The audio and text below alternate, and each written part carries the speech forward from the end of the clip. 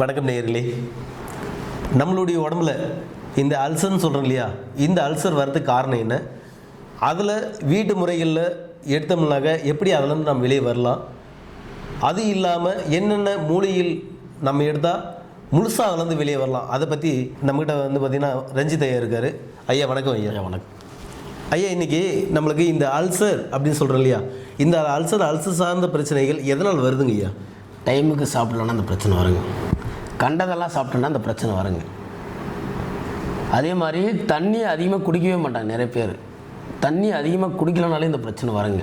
இது மூணு சரியாக பண்ணிட்டோம் அப்படின்னா இந்த வாய் முதல் ஆசன வாய் வரை புண்ணே வராது நம்மளுக்கு. இது வர்றதுக்கு காரணமே வந்து பார்த்திங்கன்னா நம்ம சாப்பிட்ற முறைகள். நீங்கள் வந்து பார்த்தீங்கன்னா பச்சை மிளகாய் சாப்பிடாதீங்க, வயிறு புண்ணாருங்க. வடநாட்டுக்காரங்க தின்றதே பச்சை மிளகாய் தானே கேட்குறாங்க. ஆமாம் ஆமாம். பச்சை மிளகாய் இல்லாத அவங்க சாப்பாடே சாப்பிட்றது இல்லைங்க. அவங்களுக்கு ஏன் புண்ணு வர்றது இல்லை? நம்ம சாப்பிட்றது அவங்க டைமுக்கு சாப்பிட்ருவாங்க. டைமுக்கு அவங்களுக்கு என்னென்ன செய்யணும்னு தோணுதோ அவங்கள செஞ்சுருவாங்க. ஆனால் நாம் டைமுக்கு சாப்பிட்றதில்ல. இப்போ சாப்பிட்டுக்கலாம், 1/2 மணி நேரம் சாப்பிட்டுக்கலாம், செல்லை பார்த்துட்டு நம்ம என்ன சாப்பிட்றோன்னு தெரியாத கூட சாப்பிட்டுட்டு இருக்கோம். இன்றைக்கி காலகட்டத்தில் அப்படி போயிட்டுருக்கு. அதனால தாங்க வாய் முதல் ஆசனை வர புண்ணு அதிகமாக வர்றது காரணமே இது தாங்க.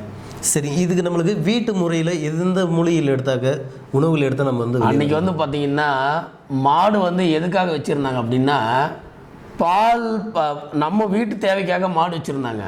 இன்றைக்கி வந்து பார்த்திங்கன்னா மாடு வீட்டுக்கு 4 மாடு வச்சுருக்கேன். எதுக்காக பார்த்திங்கன்னா அதையே ஒரு வேலையாகி போச்சு. அதுலேருந்து வருமானத்தை ஈட்டி நீங்கள் மாடு வச்சுருக்காங்க.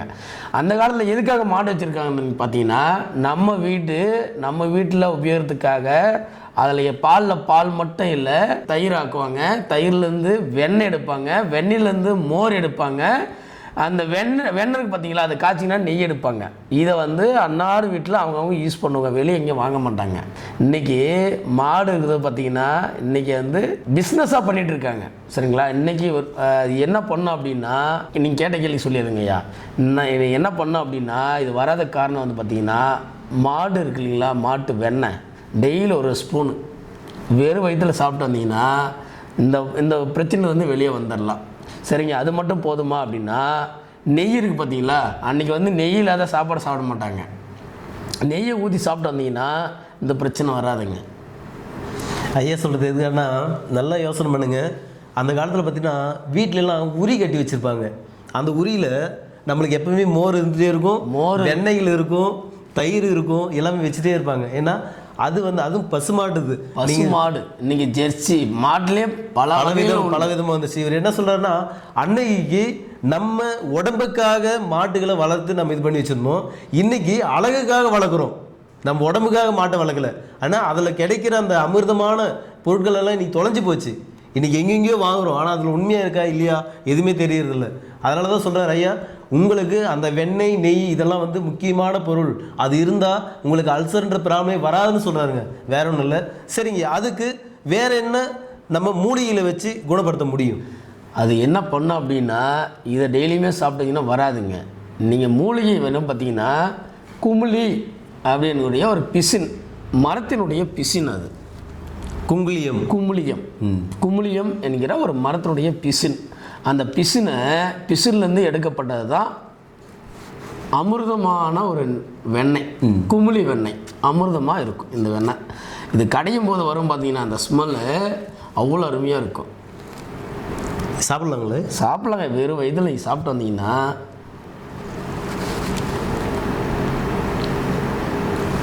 ஒரு சுவையும் தெரியல. அந்த வெண்ணெய் நம்ம வெண்ணெய் சாப்பிட்றோம், அந்த டேஸ்ட் வெண்ணெய் சுவை தான் இருக்கும்.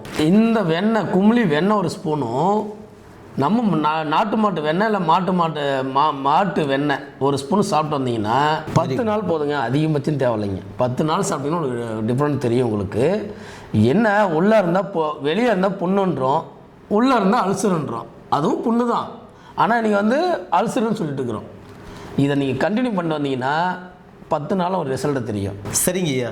ஒரு சிலர் என்ன சொல்லுவாங்கன்னா, இதை வந்து எங்களுக்கு செய்முறையாக சொல்லித்தாங்க அப்படின்னு கேட்பாங்க. அதை என் மக்கள் சொல்ல முடியுமா? 100 கிராம் இந்த குமிழி, வெள்ளை குமிழி, இதில் வந்து பச்சை குமிழி இருக்குது. நீங்கள் பச்சை குமிழிக்கு போய்ட்டா இல்லைன்னு சொல்லிடுவாங்க, அது வேறு விதம் பயன்படுத்துவாங்க. வெள்ளை குமிழியம் அப்படின்னு சொல்லி போய் கேட்டிங்கன்னா கொடுப்பாங்க. 100 ml வந்து நல்லா மிக்சில் போட்டு மாவு ஜலிக்கிற ஜெல்லில் வந்து ஜலிச்சிருங்க. ஜலிச்சுட்டு நல்லெண்ணெய் 100 ml எடுத்துகிட்டு இந்த எண்ணெயை ஊற்றி இந்த வெண்ணெய் பொடியை போட்டு நல்லா காய்ச்சுறீங்க. காய்ச்சிட்டு ஒரு 5 லிட்டர் தண்ணி ஒரு அலுமினி பாத்திரமோ ஒரு வெங்கல பாத்திரமோ அதில் தண்ணியை ஊற்றிட்டு ரெண்டையும் நல்லா காய்ச்சி பின்னாடி ஊற்றிட்டு நல்லா மத்து போட்டு கடைஞ்சிங்க அப்படின்னா இந்த அமிர்தமான இந்த நெய் குமிழி வெண்ணெய் கிடைக்கும். இது மாதிரி எத்தனை முறை அந்த தண்ணியை மாற்றி மாற்றி சுற்றி பண்ணணும்? இதை வந்து பார்த்திங்கன்னா கிட்டத்தட்ட ஒரு 10 டைம் அடிக்கணும். வந்து பார்த்திங்கன்னா இந்த ஒரு டைம் ஊற்றுனீங்கன்னா நல்லா மத்து போட்டு கடைஞ்சிங்கன்னா அந்த வெண்ணெய் பதம் வந்துடும். அந்த மாதிரி மடியும் அந்த தண்ணியை வந்து வடிக்கணும். வடிச்சிட்டு மடியும் தண்ணியை ஊற்றணும், வேறு தண்ணியை ஊற்றணும். இந்த மாதிரி 10 டைம் வந்தீங்கன்னா கசப்பு தன்மை இல்லாமல் இந்த குமிழி வெண்ணெய் கிடைக்கும். எனக்கு சொல்லிக் கொடுத்த குருநாதர் எப்படி செய்கிறார் அப்படின்னு பார்த்தீங்கன்னா, நான் தண்ணின்னு சொன்னீங்களே அவர் இளநீ ஊற்றுறாருங்க. அதே மாதிரி நான் நல்லெண்ணெய் சொன்னேன் பார்த்தீங்களா, நெய் ஊற்றிக்கலாம். இதை நீங்கள் சாப்பிட்டு வந்தீங்கன்னா 10 நாளுன்றது உங்களுக்கு அந்த 2-3 நாளே உங்களுக்கு டிஃப்ரெண்ட் தெரியும். Very good. நேர்களை பார்த்தீங்கன்னா நம்மளுக்கு இந்த வெளியே வர புண்களை ஆற்றுறதுக்கு நிறைய மருந்துகள் மாத்திரைகள் எதோ எடுக்கிறோம். வாய் முதல் ஆசன வாய் வரை இருக்கிற புண்களை ஆற்றுறதுக்கு நம்ம எவ்வளோ மருந்துகள் எடுத்தாலையும் அது மேலும் மேலும் புண்ணு தான் ஆக தவிர நம்மளுக்கு அதுலேருந்து வெளியே வரவே முடியறதில்ல. அதில் வெளியே வர்றதுக்கு மிக எளிமையாக அற்புதமாக ஒரு எப்படி சொல்கிறதுனா ஒரு அமிர்தன்னு கூட சொல்லலாம். அந்த அளவுக்கு ஒரு குங்குளியத்தை வச்சு ஒரு நல்லெண்ணெய் வச்சு ஒரு அற்புதமான ஒரு லேகி மாதிரி ஒரு வெண்ணெய் மாதிரி நம்மளுக்கு காமிச்சிருக்காரு. நான் சாப்பிட்டு பார்த்தேன், அவ்வளோ அற்புதமாக இருக்குங்க. இது சாப்பிடும்போது என்ன ஆகுதுன்னா நம்மளுக்கு உள்ள சில்னஸ் கிடைக்குது இல்லையா, அது வாய் முதல்ல குடலில் இருக்கிற சில்னஸ் எனக்கு தெரியுது. உள்ளே போகும்போது உள்ள குடல் சில்லுன்னு ஆகுது. அந்தளவுக்கு ஒரு அற்புதமான ஒரு குங்குளியத்தை நம்மளுக்கு கொடுத்துருக்காரு ஐயா. உங்களுக்கு வேறு ஏதாவது சந்தேகங்கள் இருந்தால் கீழே டிஸ்பிளே நம்பர் போகும், அந்த நம்பருக்கு கால் பண்ணிங்கன்னா வைத்தியர்கள் உள்ள ஆலோசனைப்படியும் மருத்துவ உள்ள ஆலோசனைப்படியும் உங்களுக்கு தேவையான தகவல் சொல்லுவாங்க. நன்றி, வணக்கம். வணக்கம் ஐயா. நன்றி.